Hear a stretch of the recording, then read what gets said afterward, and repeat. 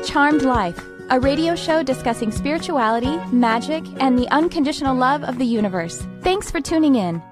And I am your host, Tricia Carr. Thank you for being here with me today. What a beautiful day I am having, and I hope you are as well.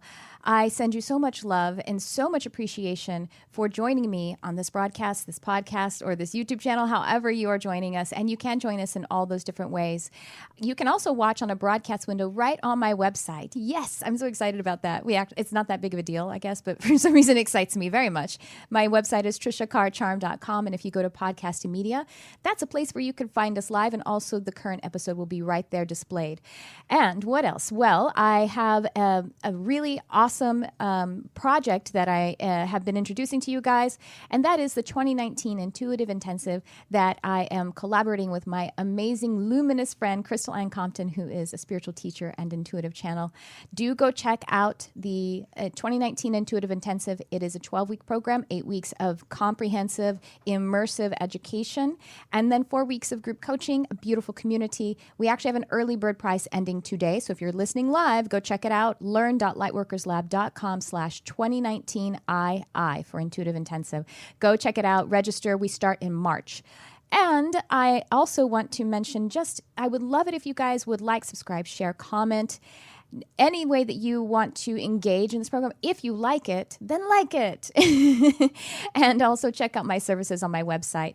I offer intuitive readings and mediumship, counseling, all full boat whenever we work together, and of course the animal communication sessions. So check that out, and the Mystic Arts Academy for the intuitive development classes that I'm doing there. So much stuff going on my website. Go check it out. And I want to say hello to the Lightworkers Lab. That is the online spiritual community that my dear friend Crystal Ann Compton founded, and of which I am a teacher.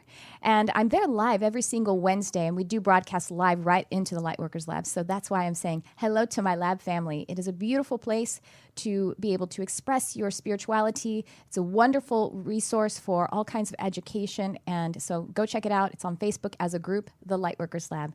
And without further delay, I am so excited to welcome back onto Charmed Life my dear friend who is, your list is so long. Certified in Reiki, Emotional Freedom Technique, EMF Balancing Technique, Quantum Touch, and Dolores Cannon's QHHT. You're a level 3 practitioner of QHHT. And I actually did have a quantum healing hypnosis technique therapy session. Yeah. It's a lot of... We call it QHHT. Yeah, QHHT. Well, I want to let them know. Some people are like, what? How many letters are there in this title? Quantum healing hypnosis technique. Session with you. It's been about, it's been a year and a half, I think. Really? Oh my gosh, but it's it's powerful. I'm still living, because I remember it was in June. It was in June, but I think it was not this past summer. It was a year ago, June. Was it in the valley here or in Eagle Rock? Valley. Okay, so it can be more than a year. So about a year. Yeah, so about I did, but it was in June. I'm going to move your mic just a little bit closer. So anyway, this is Jeroen de Wit. Now, did I say it pretty well? Yes. We were practicing. We're practicing, yeah. It's a weird name here, I know. No, it's a beautiful name. It's beautiful. I just want to make sure that I honor it. And I think that's so important, our names are very important to us. They are, yeah. I teach people how to say it. I don't say, my name is, you can just say Jerry or... And I'm always that way when someone is like, oh, no, don't worry about it. I'm like, no, tell me what your mama calls you. How does she say it? Because that's what I want to try to do. Thank you. My pleasure. But it is, the work you do is so powerful. And I mean, in addition to all of those certifications that I mentioned, you do intuitive readings, energy healing. Tell us a little bit more about the work you've been doing lately. I don't know how long it's been since you've been on, but probably about 10 months. Yeah. So time goes so fast. I think it's been. I didn't check it. I'm just feeling the timeline right now. So what I do? You mean? Sure, yeah, or what you've been up to, what you're... so the bulk of my work is QHHT, so Dolores Cannon's quantum healing hypnosis technique. That's what I do almost every day, except for Mondays and Tuesdays. And then I do energy healings. And I'm not so confident with my intuitive reading ability. Oh, that's right. You told me that, which is amazing to me. But that just mean you don't really, it's not your favorite thing to do, and that's fine. It's just because my way of perceiving things is more through feeling. So, sure. And I'm barely coming out of a place where I took other people's feelings personally. So it's still sort of wading through the ocean of all these feelings hitting me and then figuring out what is what. But yeah, I've trained in Akashic Records reading and And when I do energy healings, I do get intuitive information, so images or feelings. Yeah, definitely. In my session, you do intuitive counseling as well. I mean, you do the counseling before the actual session. And I mean, that's completely holding space. And it's just not necessarily like, maybe you're thinking of like, I don't like to do mediumship or something like that, because you would identify with the spirit's energy. And I totally get that. It's a kind of translating into something that's speech that you don't hold on to. Right. Yeah. So what you do, like, I'm amazed by what you do. Like, you oh my gosh, that's language and words and names. That's amazing. Like, So that was I was talking about. I don't do that. Okay, but everything that you do is really in that space. The session that we had was so powerful. And it's kind of amazing to me that you do it 5 days a week, because it's intense. It's intense, yeah. Yeah. And talk about the distinction. And I know that it is a specific technique, the QHHT. How is it? Can you talk about the distinction between the QHHT and the Akashic record readings? Because they're both kind of, I mean, in similar spaces? It is similar, I would say so, yeah. So QHHT helps somebody to get their own answers. So they're not facing a reader and they're telling them about their life, which is very, very powerful as well. But people have their own experience, and it's really guided by we call it the subconscious. It's the higher self. Yeah. And this is really the point of QHHT, to create a stronger opening to the higher self so people can get their own answers. Right. And I find it very empowering. So you record the sessions and then folks listen back to them, because, when we're in that intuitive space, when we're working with the subconscious, we don't tend to bring it into the conscious as much. It's kind of like dreaming. And it is. Yeah. I must say that, like, a lot of people think that QHHT means that the practitioner is going to like snap their fingers and or do something magical, and then you're completely zonked out. And that's not really the case. Like a chicken or something. Yes. No, none of that. So actually, I use that example with people. Yeah. It is very, very easy. People are usually surprised how easy it is, because it's just being relaxed, having your eyes closed, and just tuning in. It's kind of like, I like to compare it to, if you were to be watching TV, like the news is on, and you see that blue crawler at the bottom, the ticker. That's kind of like the higher self. It's always informing our lives. It's always there, like giving you little tidbits of information or guiding you towards certain experiences, while we're focused on the big drama of it. And so during a QHHT session, we're kind of just shutting down that big drama and just listening into the information that's coming in. Yeah. And it can come through feelings or images or just knowing or thoughts, different ways. And as it's coming through the sitter, we'll say the client, in feelings, do you help them to articulate them so that it can actually get on the recording and they can experience it later? Oh, yeah, of course. Yeah, that's what we do. So, usually we start out with our cues being quite visual. And so, but if there's not a lot coming, then we just switch to, what are you feeling? Or what do you know? What is your hunch or your sense? Or even, what do you imagine what it is? Because imagination is one of the doorways through which the higher self can talk to us. Absolutely. The imaginal realm, or the imaginal plane, is really where we go, is what we're experiencing, which is there all the time. Yes, and it's powerful because when we imagine, we're in a state of play, just make-believe. And that is very different from the conscious mind that's always trying to analyze and figure things out. It's more relaxed. Yes. Free and more aligned with pure creator energy, I would say. I would say so too. Yeah. And so, as you said, that a big fundamental intention is to create a stronger gateway or a stronger path between the communication of the higher self. So do you think that happens even just because of the actual process, like you kind of blaze a trail, or is it imperative that the client listen back so they can continue to be in the energy of it, or somewhere in between? Good question. I think it is helpful to do that, because even though people might think that they're aware of themselves and they can remember everything during their process, afterwards they might find that it fades very, very quick. So when I do group regressions as well, I have people write it down right after their process, because they think, I'll just remember this, but it'll fade pretty quick. It's very much like a dream state. Yeah. It is helpful to listen to it, just because for many different reasons, to actually get the guidelines and information that was being shared by the higher self, like go vegan, or don't work out in the gym if you don't like it, but go out in nature. I'm just simple suggestions that are given. So it's helpful to write those down to help your life, because that's what it's about. But then also to be in the energy of it.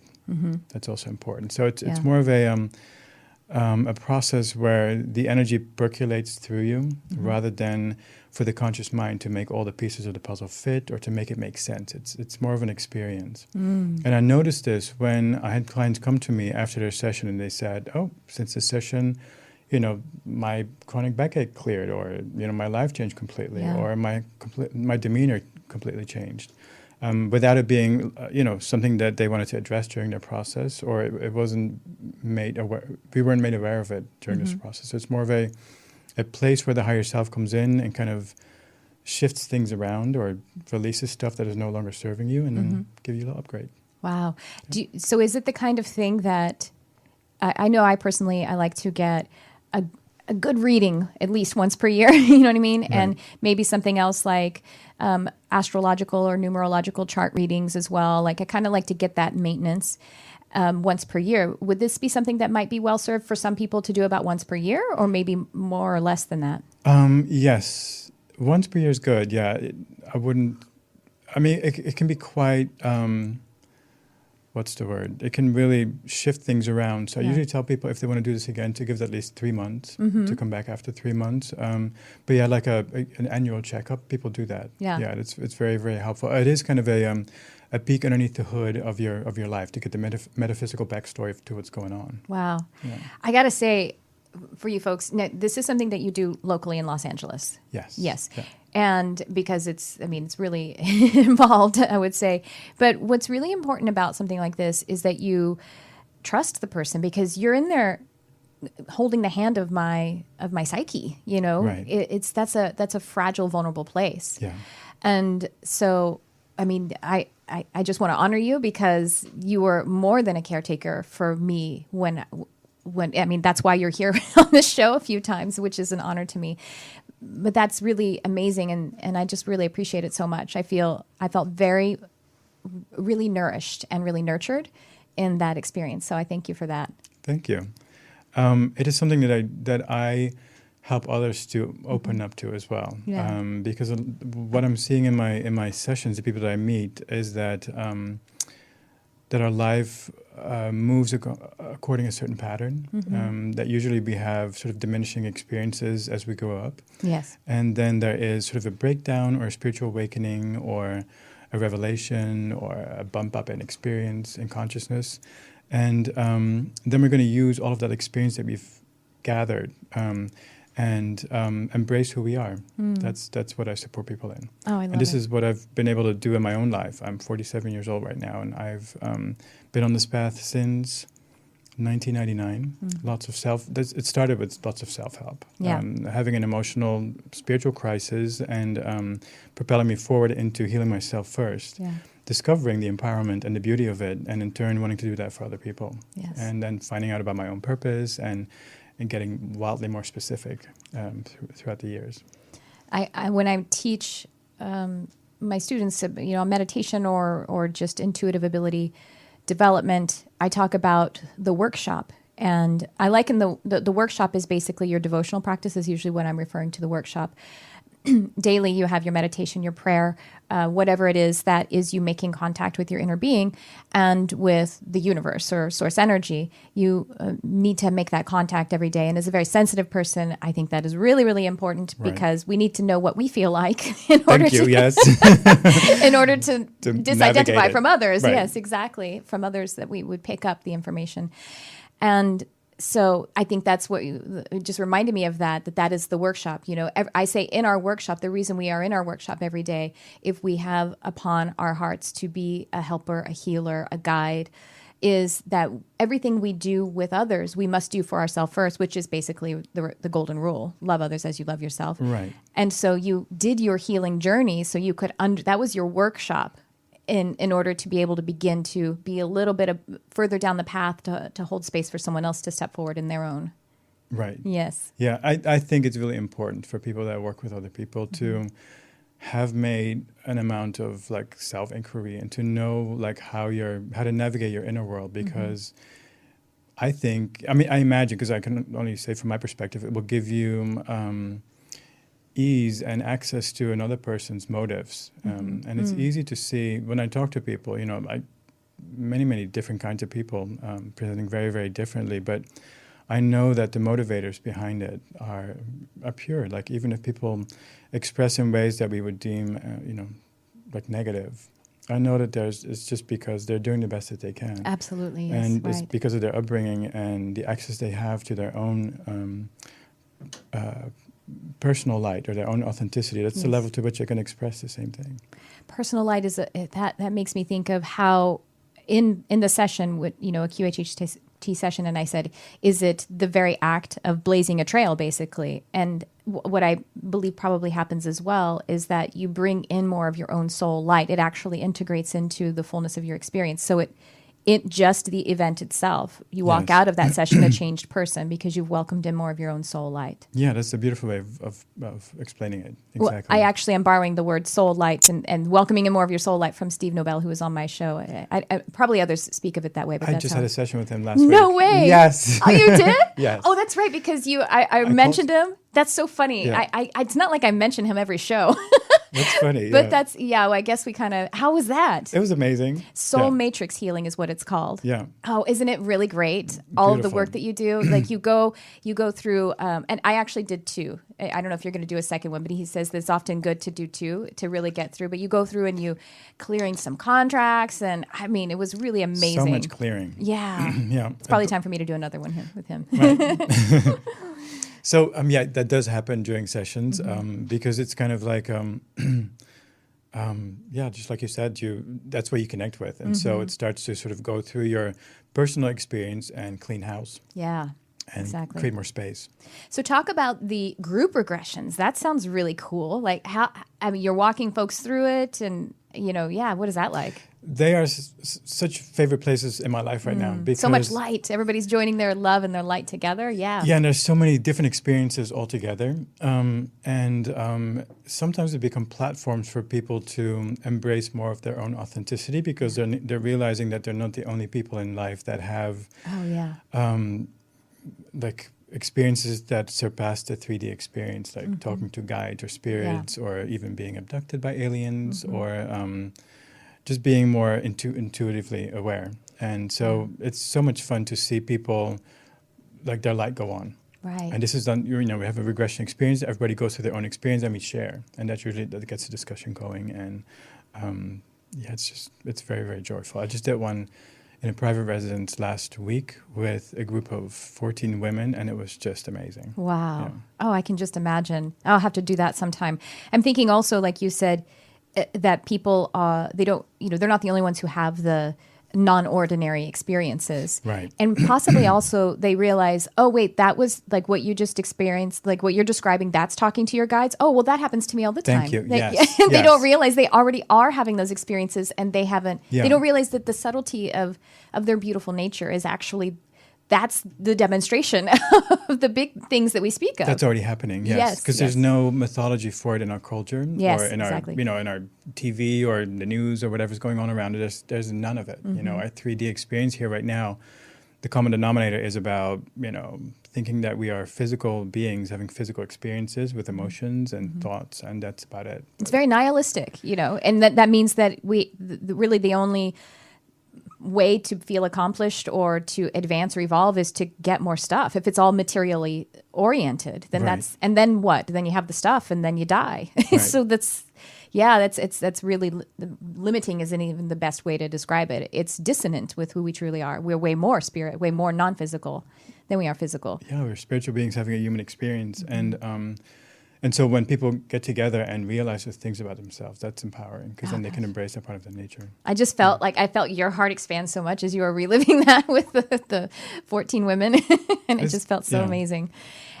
And so, what other? You have you've been. Sorry, I'm stuttering a lot today. You've been going. It might be me. It might be my energy. No. I think I actually there was a lot going on this morning, and it also disturbed my sleep. We actually both talked about that. We had kind of difficult sleep last night, both of us, and so I ground, and I welcome Archangel Gabriel to flow through me. I'm feeling my feet. Yeah, exactly.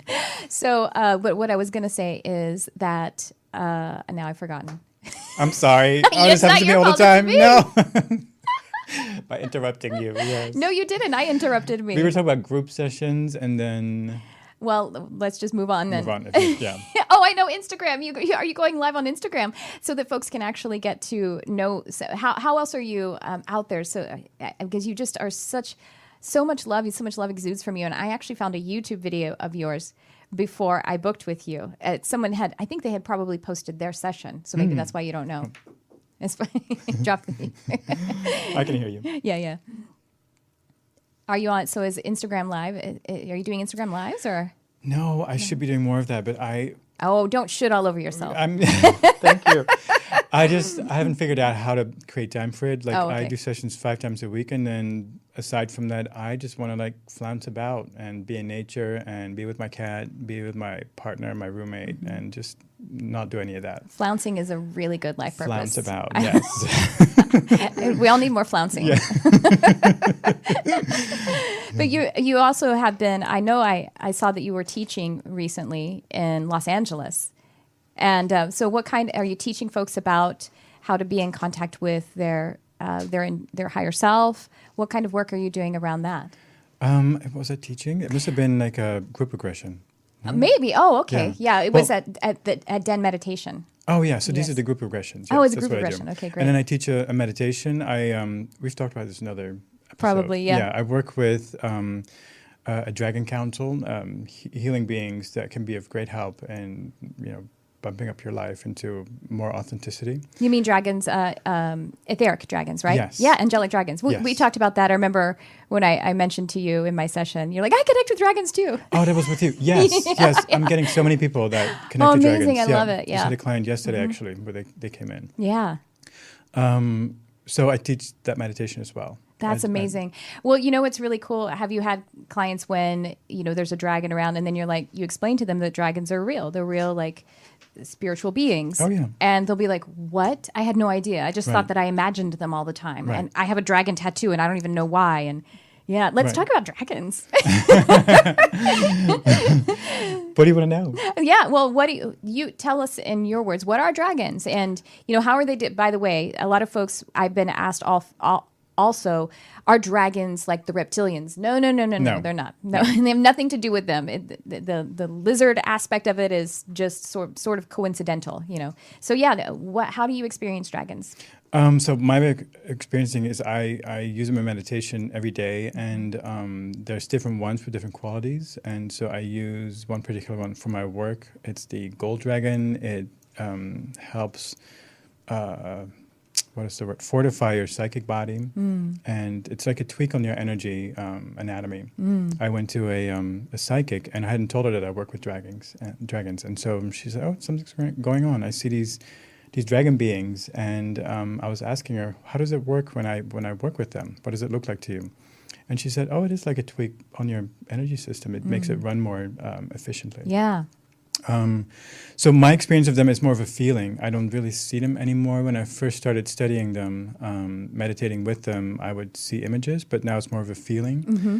And they kind of feel like they're connected to the angelic realm for me. Yeah, absolutely. That they work in tandem with them. And they can be like little, what do you call them, like masters? Yeah. Like for healing, you can either direct them into your body, to heal certain places, or you can just give them free range to do whatever is needed. Mm-hmm. That's how I work with them, and that's what I teach people about. And so, they're actual beings that have been on the planet, I think. And when our planetary existence was in a different vibration, before we were so much in the 3D experience, and they're very benevolent, very helpful. And I actually teach, when I teach about them, I categorize them as well as like unicorns who were also on the planet before, or unicorns are ascended horses. And so I refer to that category as ultra elementals or ascended animals or ascended, because they have walked the earth physically or even if partially physically, some of them are transdimensional and they can be partially physicalized and partially not, or energy between energy and physical. But the planet, the vibration shifted so that their frequency couldn't be received anymore. Right. And you have all the good words. Yeah, really. Yeah. Thank you. I have all the good words. What I love about dragons is because having had that experience on the earth, and being also in the higher realms, like the, higher, lighter realms, that they can work with that dense energy. So like you say, healing your physical body, they are capable of running that full spectrum of that energy and occupying it. Right. And they're really great to work in really, really dense energy as well. So if there's been something devastating that's happened and you want to pray over it, and, let's say a war zone or something, dragons can really help to clear up and transmute that energy. I think you should teach my course. We should teach together. No, wouldn't that be wonderful? We can teach together. That'd be very nice, yes. Yeah. Well, I have a studio here now, so you can, a teaching studio here in Los Angeles, in Burbank. I think I mentioned it to you. I would love to go teach with dragons because you have so much experience with it too. Nice. So we're all talking about dragons now. Yes, you have a dragon. If you like this conversation, yes, you have at least one dragon. But what also is cool about dragons is that they are, I like you said, there are different qualities of them. The gold one that you work with is he or she. It exactly. They're really non-genderous usually, although sometimes they'll express a little more divine feminine or divine masculine, just like because they are angelic, so they don't have the need for gender physical gender. Yes, exactly. But I love I wanted to ask about the gold dragon. Does he embody some Christ consciousness in a way? I think it's connected to like Archangel Metatron. Oh, okay, wonderful. Yeah, we also connect on Metatron. When I remember in my session, you were like, "Oh, really?" Yeah. I mentioned Metatron, or I said something about channeling, and I think I had recently had a channeling session where Metatron came through, and I remember you saying, "How do you experience that being?" Oh, yes. I remember that conversation. Or was it on this show even? I don't remember. And I was like, it must have been on the show. Pretty direct. And you're like, me too. Yes, exactly. Yeah. Lovingly direct, though. Yes. Very, very much. Very matter of fact. Yes. So that's really cool. So your gold dragon is connected with Metatron energy. Yeah. And similarly, I the way that you said that you don't necessarily have a visual of them anymore, visuals and names or something like that, they're just benchmarks that help humans orient to them, to remember how to return to that energy, I think. Like an identifiable marker. Yeah, we're translating their energy. Right. And we're, being physical, we look at things and, and so visual is how we map things, and also the names, which is totally human. And so I have my two primary dragons.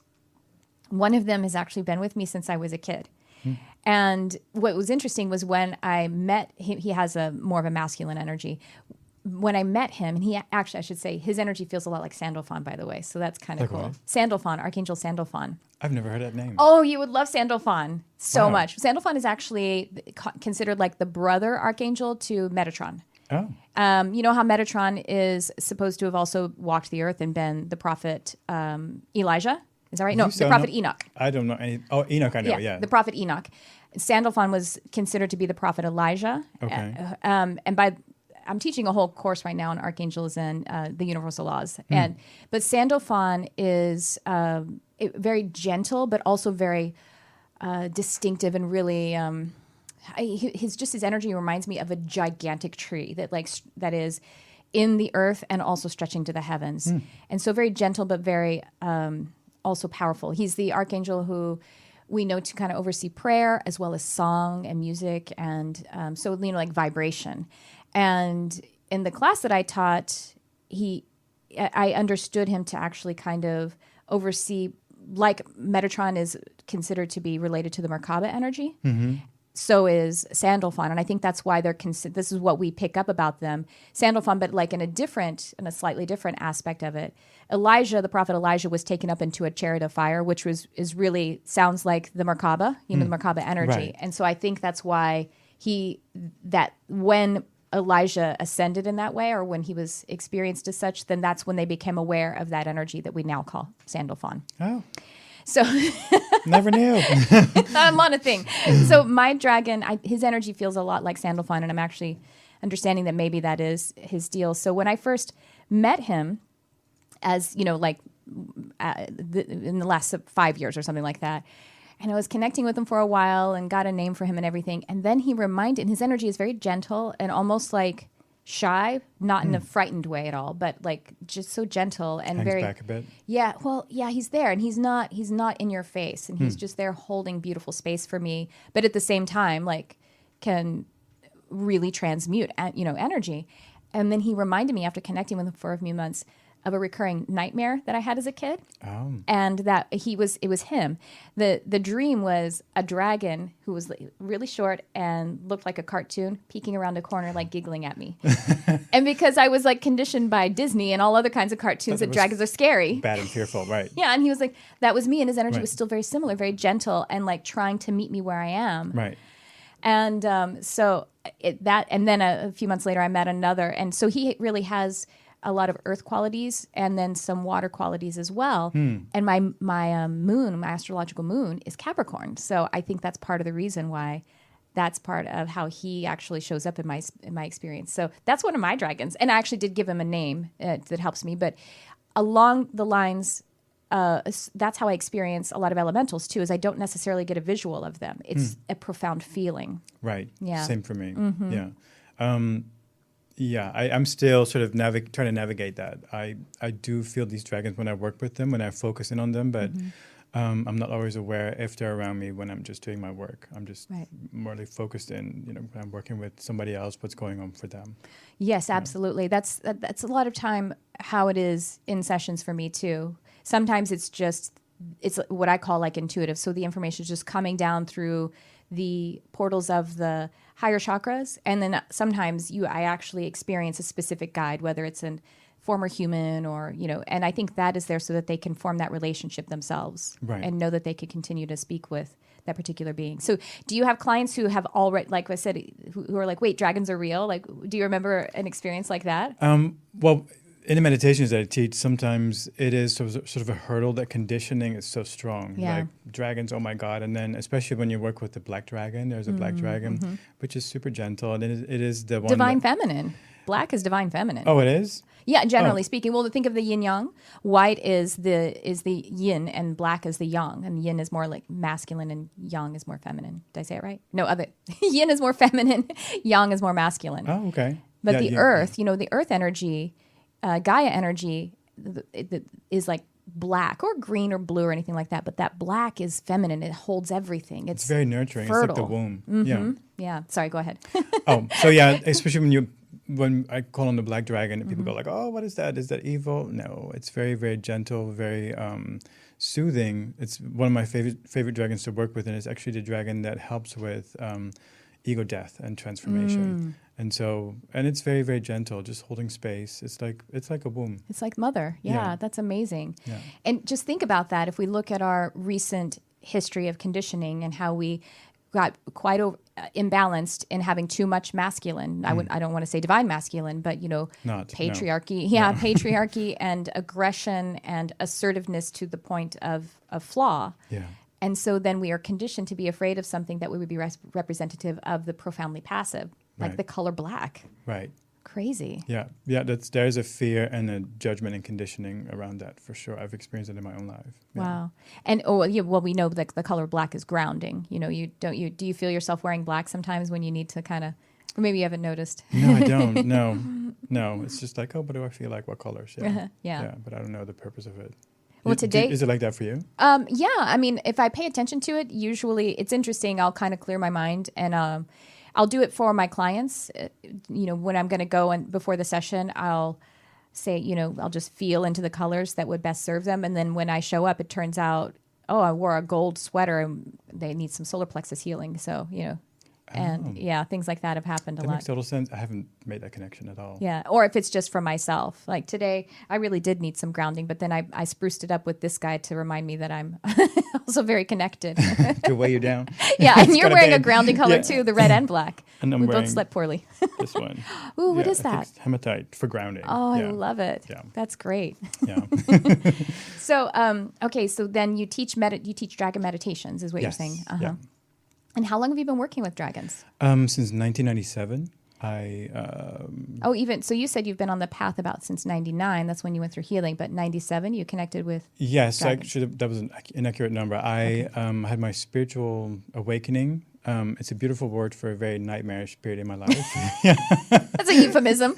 Yes. For going through hell for a little while. People think like rainbows and unicorns, and suddenly you realize, your truth. No, it was just harrowing nightmare. And so when I had just come out the the acuteness of it, I found somebody.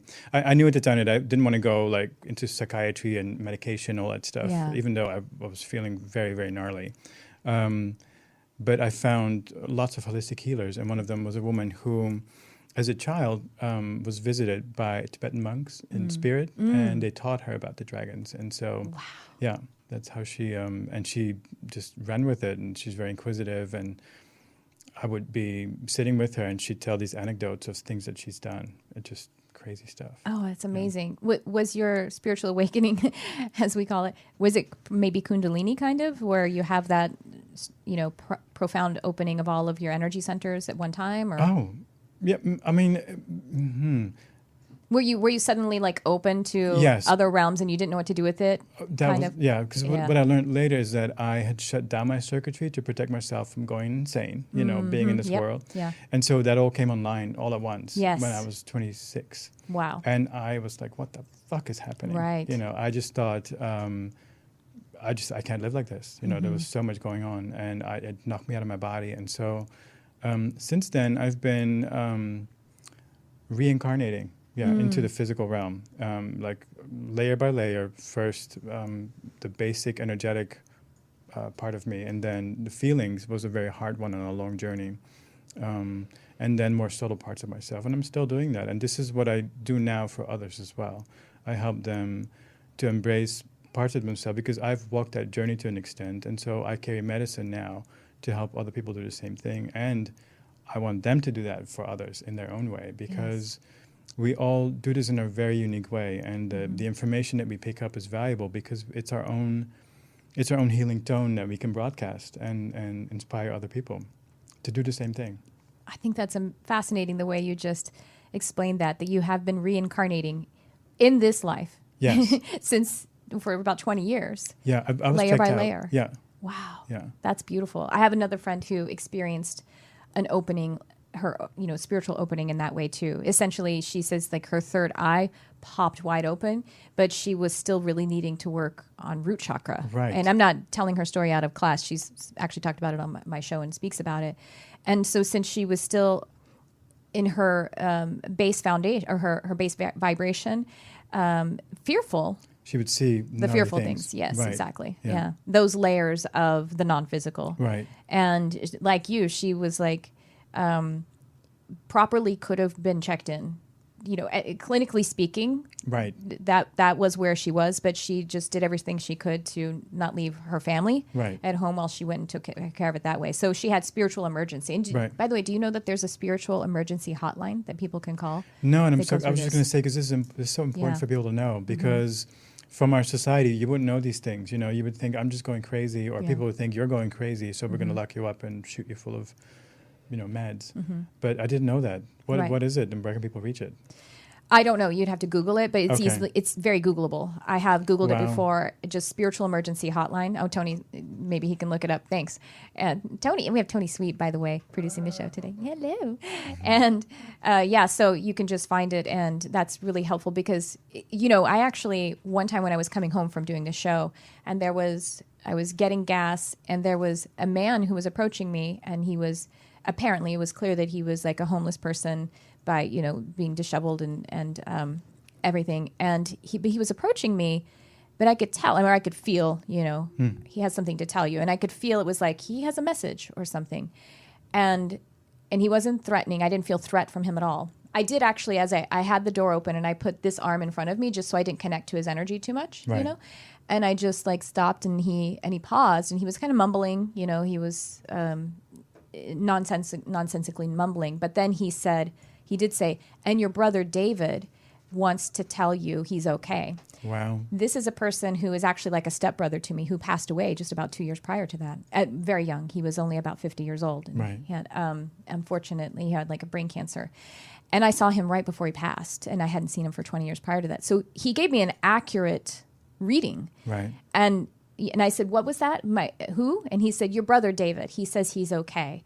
And then he goes, and he also wants you to know about the government and the red lighter. And so then he got into the other, he had a red lighter in his hand. So he had a moment of something that was helpful. He was able to get through, but then, got into the realms of confusion again. Right. those things can be right next to one another because they're right next to one another in our own energy. Right. Right. And I think it's also depending on how you've been supported growing up and your support that you get when you are in that place of going through that spiritual awakening. What would your advice be to folks who are approaching spiritual awakening? If there are a lot of people who find this show because they're at some part of that opening, that awakening. Right. And I feel like sometimes we want to hasten it. We want to rush it. Right. And that can actually make us, not that you did that, but that can thrust us into an experience that can be uncomfortable. So what is, do you have advice for people who are maybe even wanting to have a spiritual awakening of some kind and feel like they haven't yet? I don't know, like the ones that I've been talking about, there are more things that have been scripted into our lives and that should they kind of overcome us or they kind of happen. But yeah, if you wanted to have a spiritual awakening, I would, I would find ways where you can pivot your focus back to yourself. So if you've been listening to, who you should be in terms of your physical expression, your body, your gender, your sexuality, your race, your whatever part any label that you've been feeding into as your identity, to start to realize that they are just that, they're labels, and to realize that you have been subscribing to them and maybe giving up on yourself because you perceive that your value is out there. It's like belonging to a label or being seen as full or acceptable, to be acceptable by other people. Right. So to start noticing that if that's what you've been doing, because when you bring awareness to that, then you can have a choice. It's like, oh, this is what I'm doing. This is how it makes me feel. And so when I don't have the right body, like I'm not saying there is a right body, but in our society, there's definitely standards of beauty. And then I'm being unkind to myself. Right. Is this really what's going to nurture me into my authenticity? I don't think so. So to start to become aware of where you're doing that, and then try to pivot that focus back to yourself and say, well, what do I want? How do I want to express? Okay, I'm in this job to get this acclaim or to be seen as acceptable or to get, acknowledgement of some kind. What can I do now for myself to acknowledge myself? And so I like to talk about the spiritual practice of enjoying joy for fuck's sake. Yeah. And I call it joy for fuck's sake because to make it very clear that it's not the joy that you might have as somebody looks at you and says, oh, you're beautiful, or you're good enough, or whatever kind of acknowledgement you get. You need an outcome. You do it without any attachment, without needing an outcome. Yes. So to just do it, it's just so where all of your experience informs you that this is just amazing. Like as kids, when we would be in a swing set or just drive down a steep hill on your bike and the wind's in your face. So all of your experience, that this is joyful. Is there any reasoning needed, or is there any work required in order to get something or to get acknowledgement? No, it's just there right now. So to start listening to those parts of yourself, I think joy is very, very important because it's an easy way into it. And so then when your heart tells you what is joyful, something trivial, or maybe you like for me, I love Earl Grey tea. So I would take myself to the Chado tea shop in Pasadena. Little plug here, I didn't mean to. That's all right. We like them. But they have tons of teas, and just to go there and smell all the different teas. Or I like to go for a drive through the mountains. Not to go anywhere, just to be with the mountains, get out of my car or go to nature, sit in your backyard, just take in the sun, just simple things. When you start with that, you're letting your heart know that you're present for it. Yes. And it will inform your life with more information. Both joyful, but also it will tell you about the places that are not serving you. So relationships or jobs, and it's your job to heed those feelings. And so this is a very gentle spiritual awakening. So it's a journey of embracing who you are, trusting your own experience versus the voices of the world. And that's what I see as that's been called creating havoc in our world, that we've been doing that. Placing that identity outside of ourselves. Right. And that's the reason that wreaks that havoc is because it's not true. Your identity is within you, and that's exactly. It's not an expression of you, it's not an expression of Source, Creator, God doing you as a human being. It is you as an expression of what the world dictates. It's already been created, which basically, if it's already been created, it's on its way to dying. And so it's identity to a death process rather than a life process. Exactly, and it's very, very the bandwidth is very, very limited because it does not acknowledge these experiences that we've been that you talk about in your show. And this is who we are. We're spiritual beings having a human experience, and so all these levels of existence, they're part of us. We're constantly processing information from different lifetimes, making us into the person that we are today. The different experiences you described of joy for fuck's sake. Often it's come across to me to say it in the words of having self-romance. And that could even be buying yourself flowers or, taking a bath. And if you think about it, if we do it for an outcome, then that's linear. Literally, I'm going to do this for that, and that's not present. But if we do it just for I love that now, because it is like taking yourself on a date. Yeah. And I think we need to do that every day. Well, just think about it. If you're in a partnership, you need to nurture that partnership. If you're in a marriage, then you have to spend time developing that marriage and that relationship and invest in the other person as well. Right. We need to invest in ourselves, the relationship with ourselves. Yeah. Go ahead. No, sorry. that's right. Sometimes during sessions, it becomes very, very literal where a person's disowned selves will show up and say, I'm here. Just embrace me, hug me. I'm here. I'm here to inform your life.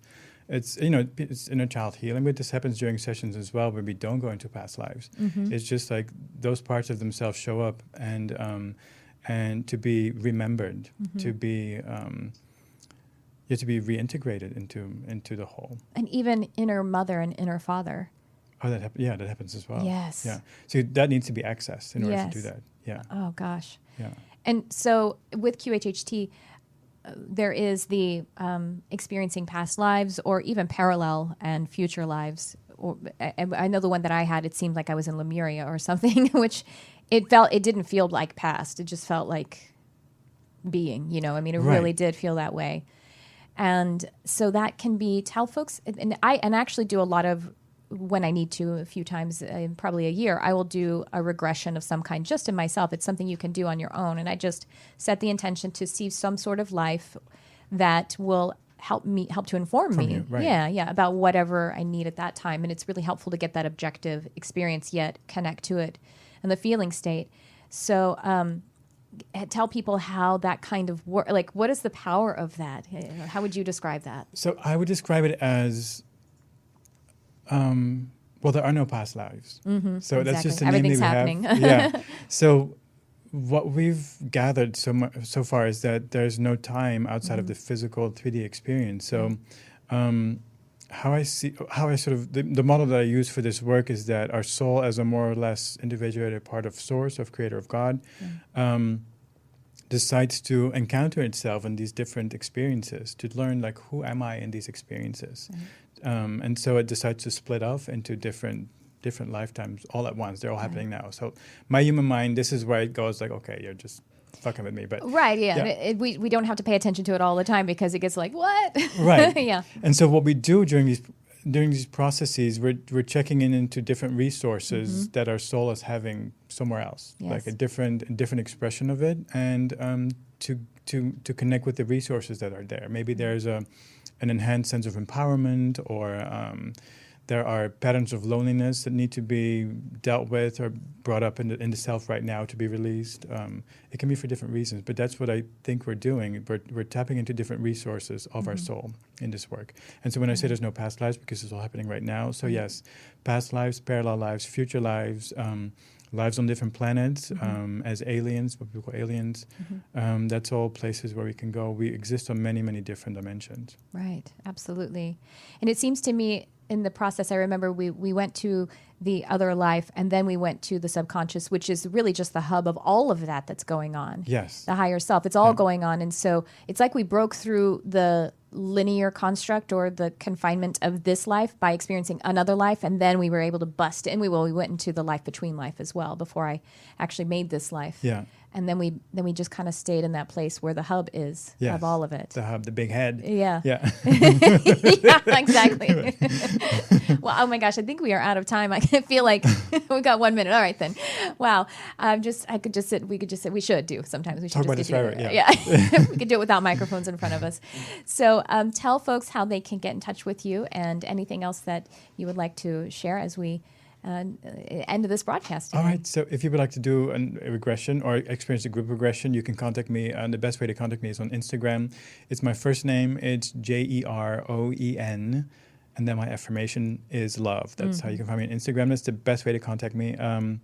I do group regressions regularly at Liberate Hollywood every third Thursday of the month from 7 to 8. And then at the Den Meditation, both in Studio City and La Brea.